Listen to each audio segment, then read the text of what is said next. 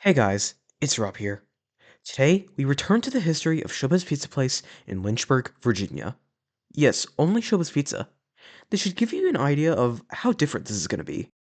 A bit after I made the Lynchburg video, I got a newspapers.com subscription, and out of the multiple locations I checked for articles on, Lynchburg was one of them. To say I found some important information there is an understatement. This updated history video is going to give some big updates on what happened to this location in the 90s, and also a bit into the 2000s as well. Before we begin, I want to go ahead and thank Cydalan for requesting this location again, seeing as there's a lot of new info to cover. As usual, I've gathered information from multiple different sources, which I'll be linking in the description. Make sure to subscribe if you haven't already, as in the next video, I'll be going over a location which may have been the last Showbiz Pizza Place to receive concept unification. Anyways, let's get into the history of Showbiz Pizza Place in Lynchburg, Virginia. There was only one location in Lynchburg, which opened on September 1st, 1983 as a Showbiz Pizza Place. This is an exact date, unlike before when we only knew the approximate month, which was August of 1983. This date appears on a grand opening ad, which is where it comes from. This was a franchise location under Adventure Restaurant Corporation, the same franchise of locations like Pineville. We only have a singular photo of the location as a Showbiz, showing off Beach Bear and Mitzi. We do, however, have a lot of footage of the location from the late 80s and early 90s, which we'll get into in a bit. It's unknown if this location received Uncle Clunk or not, though newspaper advertisements not mentioning him whatsoever, even during his run, make me point to him not being installed here, though that isn't confirmed. This location received the 1988 remodel around late 1988, adding the colored checkers, the blue and white awnings, the Showbiz Pizza Campground upgrade, and also Pizza Time Theater wall art, plus parody posters. We see this in the first of multiple videos from Bryant Family Home Videos, which was recorded in 1989. We could see one of the Pizza Time Theater wall art pieces, as well as the Showbiz Pizza Campground, plus their parody posters. We get to see the arcade games, the ball pit, the rides, and this area called Billy Bob's Barnyard, which I don't think I've ever seen before. It may have been a toddler section of sorts, seeing as this footage also shows a slide with a barn facade built into it, but I can't confirm that. Moving on to the stage, it's in decent shape, though the flows aren't great and Billy Bob especially seems to be struggling to lift his guitar up. Or strumming. Rolf and Earl's stage is not shown off in this footage. We also get to see the Billy Bob walk around, which was the standard corporate one. We see in footage from 1990 the color checkers from the 1988 remodel, and also see that the animatronics are in better shape, though Duke's arms are still quite slow, and not drumming much.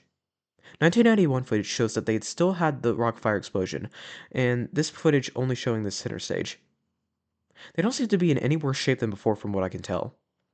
Beginning in 1989, due to a fallout between Creative Engineering and Showbiz Pizza Time Inc., concept unification occurred, in which every Showbiz Pizza place would convert their Rockafire Explosion band into Munch's Make Believe band. A newspaper ad from November of 1991 shows us that Lynchburg received concept unification around late 1991, as they got it by November of 1991.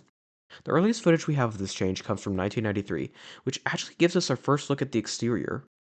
Nothing has changed about it though, despite receiving the 1988 remodel as well as CU. In fact, the entire interior was still unchanged from the 1988 remodel, with the only difference being the stage. Speaking of which, they look to be in poor shape here, none of them moving all that much from the bit of footage we see of them. We also see that they now use the mid to late 80s Chuck walk around with the red vest, though this one has no derby. Another thing I want to note is that the advertisements in the newspaper for this location during this time were using Pizza Time Theater drawings of the characters instead of their new Munch's Make Believe Band variants, which I find interesting. Footage from 1994 shows a little bit of change from the previous year, with the Billy Bob carousel now having brown-faced bears with the overalls painted completely yellow. Up to 1993, it was still the same, aside from the top being taken off.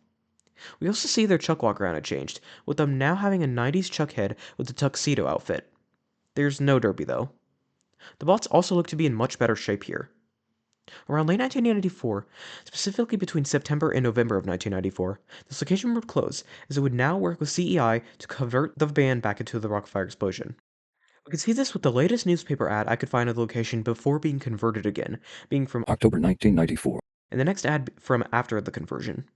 Speaking of which, it's been thought for a long time that when this location closed, which was originally thought to be around 1995, that it was turned into a Billy Joe's ice cream. This is incorrect.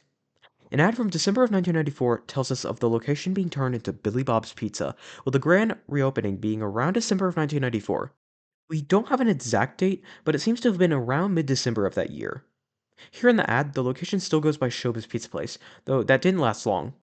Ads from January of 1995 show us that the location instead went with the name Billy Bob's Pizza. Unfortunately, we don't have any videos or exterior shots of the location while it was Billy Bob's Pizza, but we do have a few photos courtesy of a relative from 1995, which I shared before. We now know that these are from Billy Bob's Pizza, though, rather than Billy Joe's Ice Cream.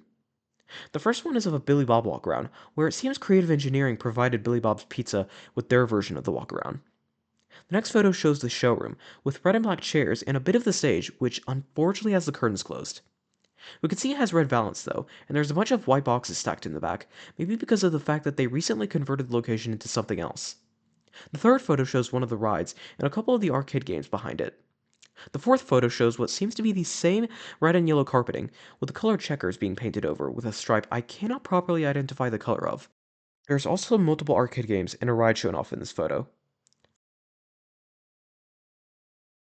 Finally, the sixth photo shows a couple of rides, a door, and what looks like a Christmas tree in the background.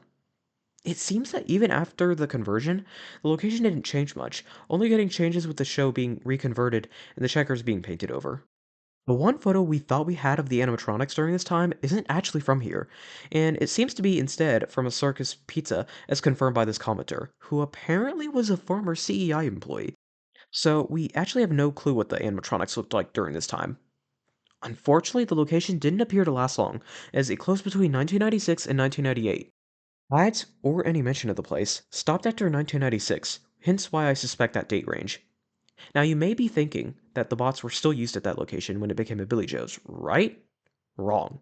We see an auction that took place on August 4th, 1999 that sold off everything the store had to offer, including the bots. We'll get into what happened to the bots later.